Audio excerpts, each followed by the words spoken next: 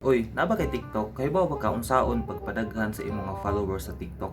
Tanaw ani nga video hangtod sa katapusan kay akong ingon sa imo ha unsaon pagpadaghan sa imong mga followers sa TikTok, in which kini nga video mohatag sa imo ha og legit, kompleto, detalyado ug quality nga explanation kung unsaon pagpadaghan sa imo ha mga followers sa TikTok. Dapat nato padaghanon atong followers sa TikTok, no, labi na ipaabot nato og 1,000 ka followers para kita makasugod og pamaligya dito ug para kita maka-open og kanang gitawag nga TikTok shop. So naay duha ka pamaagi unsaon pagpadaghan sa tuang mga followers sa TikTok. Number 1 kanang gitawag nga follow to follow. Kana siya nga pamaagi, nagkalat na siya sa TikTok, no. Ang ginabuhat ana is follow nimo ang TikTok account sa usa ka tawo, tapos follow back pod siya. Kasagaran ginabuhat ana dito sa TikTok, no, atong nakita na usa ka content creator na mag-create og video, tapos maingon siya dito nga kung gusto mo mudaghan yung follower is i-follow nimo siya una, then tanan daw nag-comment dito is imong i-follow ug imong i-like pod ug mo comment pod ka kay para gato imong gipang follow, tanan nimo gipang comment dito, mo follow back pod sa imo ha. Matoy una nga pamaagi, okay? Pero kadto siya managhan imong follower ato, pero matawag nato siya nga dili organic. Ano man, managhan imo ang follower ana tungod kay kiniingon ka sa laing tawo nga i-follow back ka or i-follow nimo siya una para mo follow back pod siya. Ug kato nga pamaagi, no, para sa kuha is makaingon pud ta nga waste of time na siya. Ano man, kadto siya is managhan jud imo ang followers kay tanan nimo gipang follow is mo follow back man siya sa imuha. Karon kung daghan na imong followers din mag-upload ka og video, kasagaran mahitabuan na is gamay ra ang view sa imong mga video. Kumbaga ang mga followers nimo is dili siya ma-convert into views. Karon nganong importante man ang views sa TikTok? Anong importante man nga kung mag-upload ka dito og video, dapat daghan man jud ang tan-aw. Tungod kay kung naa kay product is daghay makakita sa imong product. Diha na mosulod ang gitawag nga marketing. So kung mingon tag marketing, no, kung namang kay product nga gi-promote, so dapat kana imong product or serbisyo is makaabot dito sa imong mga target market or dito sa mga tao. Dapat sa TikTok kung mag-upload kag video din akay product, be sure na kini makatan-aw ug moabot dito sa mga tao. Pero based sa experience nato, no, sa una katong natay account na niagi pud ta ng follow to follow. Nanaghan tuod ang ato ang followers, pero kung mag-upload na ta or nag-upload na ko atong mga video is gamay ra ang mo tan-aw. So in short, nahulog siya waste of time itong gitawag nga pag follow to follow. Kumbaga katong mga followers nato is wala siya napuslan sa atong goal nga makakuha og daghan nga views. Pero kanang gitawag nga follow to follow, dili na siya dautan, no? Okay po na siya. Kaya kana siya makatabang man pud ka sa content creator sa mga TikToker. Kaya follow man ka sa ila ha, din mo follow back pud sila sa imuha, meaning kamo duha naka-benefit na naghan iyahang follower, imuha pod is nanaghan. Kaduha nga pamaagi para managhan imong follower kanang pagkuha og mga legit or mga organic na mga followers. Kung mayingon tag organic followers, sila mismo ang i-follow na sa imuha. Bisag wala ka ni follow sa ilaha, sila na mismo nagbuot nga mo follow sa imuha. Kumbaga walay kapalit bitaw nga pag-follow. So ang pangutana karon unsaon man na siya pagbuhat? Kanang naay mo follow sa imuha, bisan pag di ka mo follow sa ilaha. So number 1 is magbuhat kag content nimo. Ang pangutana karon, unsa nga klase nga content imuhang buhaton? Number 1, kanang content nga maka-catch og attention sa mga viewers, no? Labi na maka-catch og attention mismo kang TikTok. Unsa man na mga content? Example is kanang mga educational na mga content. Kanang mga content na maka-learn ang mga tao bitaw, kanang mga content kung tan-aw sila sa imuha is makakat-on sila, okay? Ikaduhang content is kanang gitawag na maka-entertain nga content.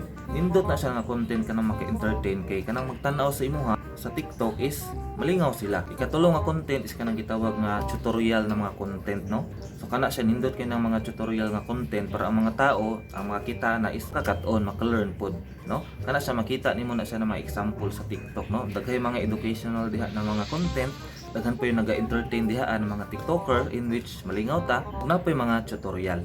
So kato na mga content akong gi-advise or gi-suggest sa inyo ha, kung gusto ka mudaghan inyong follower na di na kakinahanglan mo follow sa ilaha. Kumbaga si TikTok na ang bahala ana. Kung makita ni TikTok na educational imong content, no, makalingaw, maka-learn ang mga tao, si TikTok na bahala ana nga pakita sa mga tao. Karon kung ana kay nabuhat na nga nga content, karon kung mag-upload na ka isbutangan pud nimo hashtag ang imuhang caption, okay? Kay dakog tabang ang hashtag ana. Sunod din mo buhaton para managhan imong followers sa TikTok is, di ba, na kay content educational, makalingaw, no, mga tutorial, maka-learn ang mga tao, is imong buhaton ana is consistent ka dapat sa pag-upload. Kung mayong tag consistent, permanente, no? Dili kay upload ka karon, ikaduha ni mga upload sunod na pud buwan, no? Dili nga ana. Kung mayong tag consistent, kung mahimo is kada adlaw. Kung mahimo sa isa ka adlaw, kaduha ka mag-upload og content nimo or video nimo sa TikTok. Ana siya kung gusto ka managhan imong followers sa TikTok, no? Kung imo makita, dili siya sayon, no? Kay lisod biya magbuhat og content sa TikTok, no? Or sa YouTube. Ano man, imong buhaton ana mag-shoot pa kag video. Before ka mag-shoot og video, magunahuna pa ka kung unsa to imong i-content, kung educational unsa na topic para maka-learn ang mga tao. Karon kung naka-shoot na kag video, imuha pa na siyang i-edit. Dapat nindot pud imong pag-edit ana para engaging sa mga tao. Dili pareha atong number 1 na akong giingon gaina sa sugod na follow to follow. So kadto sayon ra kay to kay imo ra man siyang i-follow, then igor ako siya mo follow back.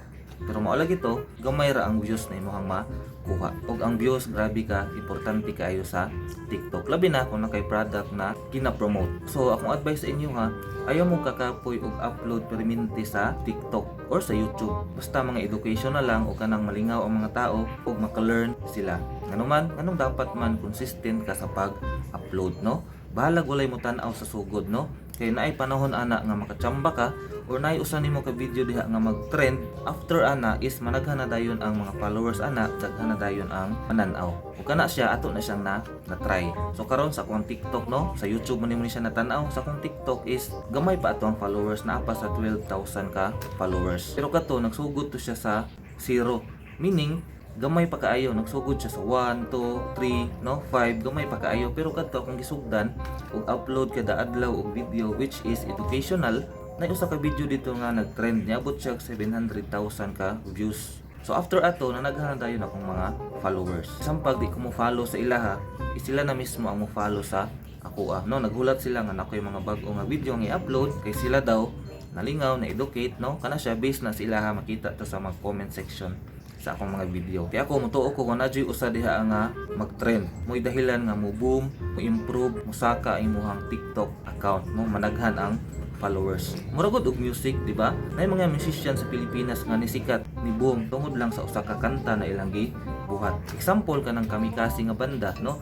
Nisikat na sila tungod sa usa ka kanta which is katong Narda. Ang Kalyalili, no? Katong wa pa nagbulag ang Kalyalili, nisikat na sila tungod sa isa nila ka kanta nga ilang gibuhat na nisikat, which is katong gitawag nga Magbalik.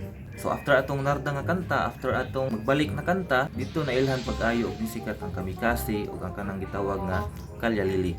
Napay gitawag nga Silent Sanctuary nga banda, no? Kanta diha nga usa nga mo'y dahilan nga ni boom sila is katong Ikaw Lamang na kanta. Ug akong ibilin sa inyo, no, kung ni boom na gamay inyong channel, inyong TikTok account na naghan ang followers, nay kambal ana, meaning na joy kambal diha na gitawag na mga basher, no, kanang mag-comment diha og dili maayo, bisag nindot imong content educational, daghay ma-learn ang mga tao, pero naa joy uban diha nga di ganahan sa imong content o mo comment pa jud og dili maayo. Ug kana siya angay nimo na ipagpasalamat kay kung wala na sila way lami imuhang journey as a content creator. Ang mga basher ato na silang kinahanglan. Ato na silang higugmaon kay dako na sila tabang sa tuwa, labi na sa atong mga video, no.